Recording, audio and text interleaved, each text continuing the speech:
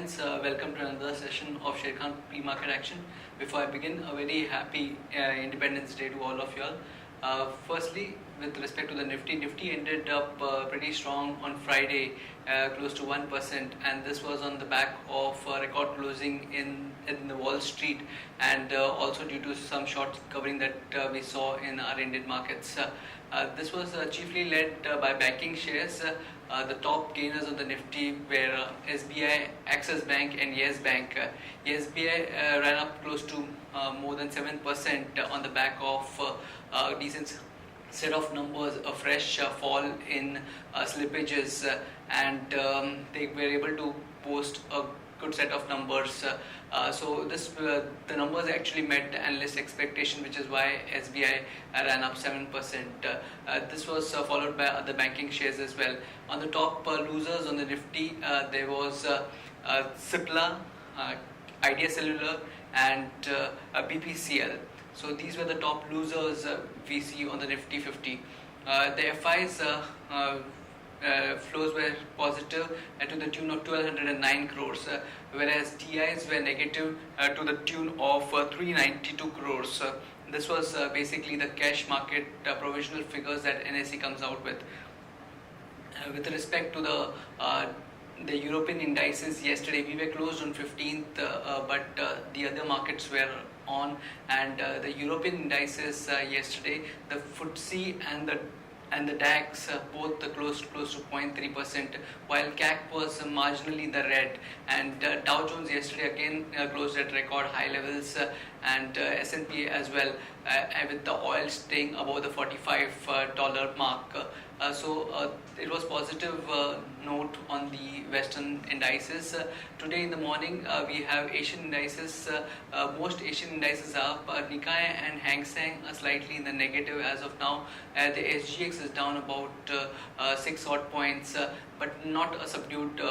It could be a subdued or a flattish start, but not a very negative start in the morning. Also, IIP was reported post the market closed on Friday, and it came in 2.1% against 1.2%. This was for the month of June, as the CPI surged to 6.07% from 5.77%. So CPI surged, whereas IIP the numbers were a little bit better than what it came in May. So that's it from the pre-market view side. Now over to the derivative update. Good morning, friends. We'll give analysis on derivatives. In Friday's trading session, taking cues from the international markets, our market did reacted on a flattish note, and a bit on the positive side, where the market price on the initial part of the trade remained on the positive side.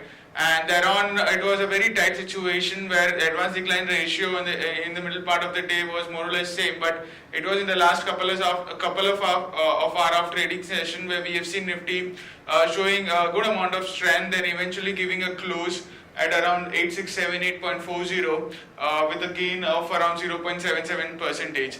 And the open interest terms, 2% was shadowed in the open interest. We have been seeing good amount of short addition getting built up since the start of the series. And yesterday's trading session, in the Friday's trading session was a bit of a surprise move. The market was in the initial part of the day after seeing a good amount of upside in the last couple of our trading session. It did manage to close above our VWAP of 8670 and closed at 8678.40, while Nifty on the absolute terms did shaded around 5.79 lakh shares in the open interest. That is, open interest went down, and cost of carry also decreased from 6% to 2.02 odd percentage. That is, Nifty is now currently trading at a single digit premium for 1 year or 8 to 10 odd points compared to around 20-25 odd points which we have seen in the last in the Thursday's trade. Indicating, however, we will observe as majority of the reduction which was seen in Friday's trade was due to the short covering which was been done by the market participants. Put call ratio increased by around 7 basis points from 0.96 to 1.03, as we did saw due to the surprise upside in the market. We did saw call writers covering the short positions, due to which we have seen good amount of unwinding in the call option. and simultaneously good amount of addition was seen in the at the money and slightly out of the money put option, due to which we have seen a 7 basis point jump in the put call ratio, settled at 1.03, and volatility index also cooled off and has been trading at around 6 month odd low, and it's been it fall by 3 odd percentage from 14.21 to 13.77 odd levels. On the options activity, as mentioned, we have seen good amount of unwinding as call writers have been forced to cover the short positions. 8,700 to 8,900 call option all have seen an unwinding anywhere around 7 to 10 odd percentage respectively. However, 9,000 call option remains as the highest in terms of open interest for this series. While on the put side, 8,600 strike price put option have seen noteworthy open interest of around 24 odd percentage. And the total open interest of 8,600 put option also quite healthy, around 45 odd lakh shares into it, indicating immediate support for a market now stands at 8,600 odd levels, while 8,500 and 8,400 have seen hardly any build up in the open interest. 8,500 put option remains is the highest in terms of open interest with around 56 lakh shares into it. So all in all, studying the future and options data, we have seen a surprise rise in the market, but as we have been constantly saying that market has been in the overrun by the market participants, as we have seen good amount of build up in the open interest, with very much heavy in terms of open interest of Nifty. So profit booking at the higher levels is might imminent, and we might not see the further rally. That is, the rally would have a lot of full stops between every rise. And so it's recommended to book profit at higher levels rather than forming a long positions at higher levels. There are 7 securities in ban period in today's trade. That is Dish TV, Indiabull Real Estate, India Siemens, Jet Airways, Jindal Steel, Jain Irrigation, and Reliance Communication. On the FIs front, index futures, despite we have seen a 70-80 points of jump, FIs were not buyers in index futures. They were in fact net sellers.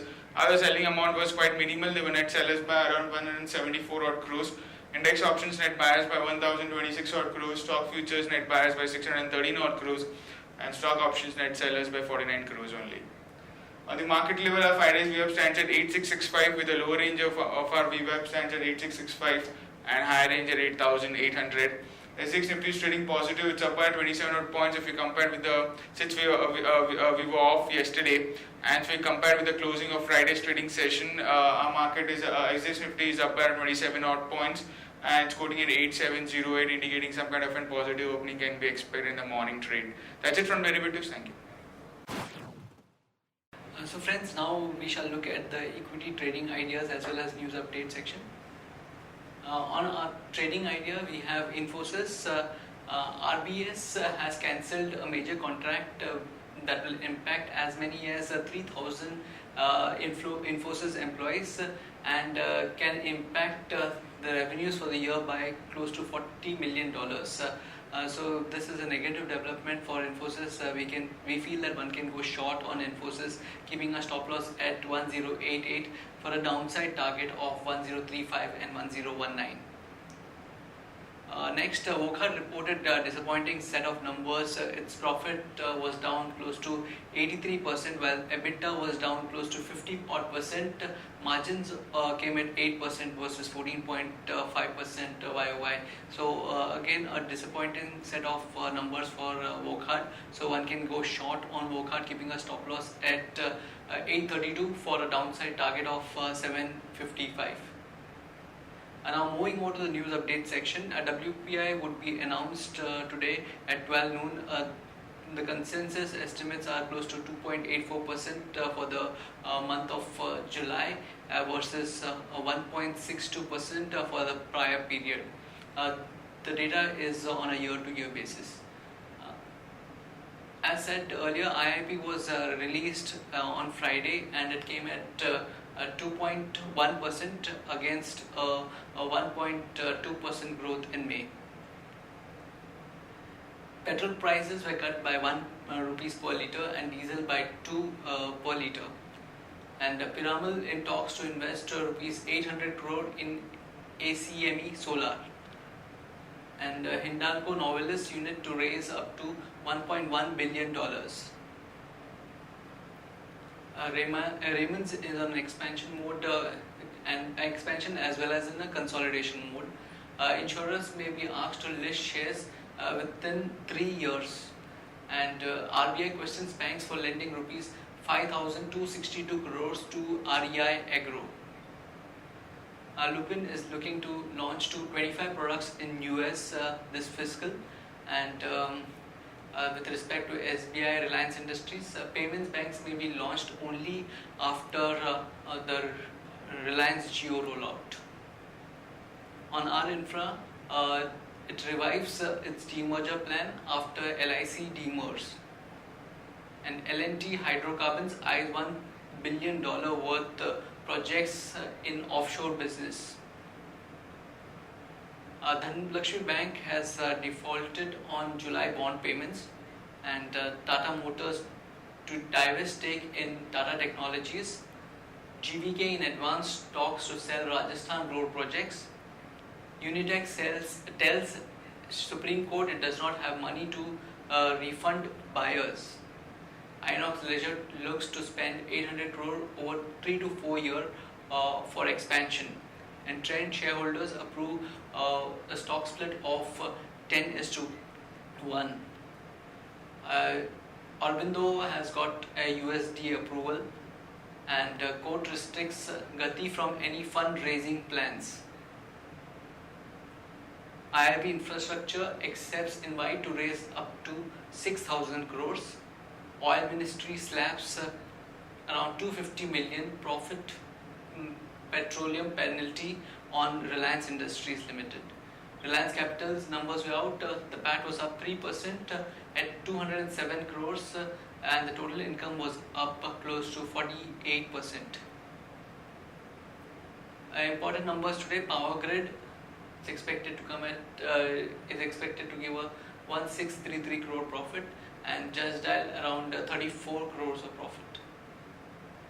On stocks for investment, one can consider investing in the following stocks: Britannia, HDFC, Hero MotoCorp, Grasim, and Sun Pharma. That's it from the Sharekhan pre-market action for today. Happy trading and happy investing.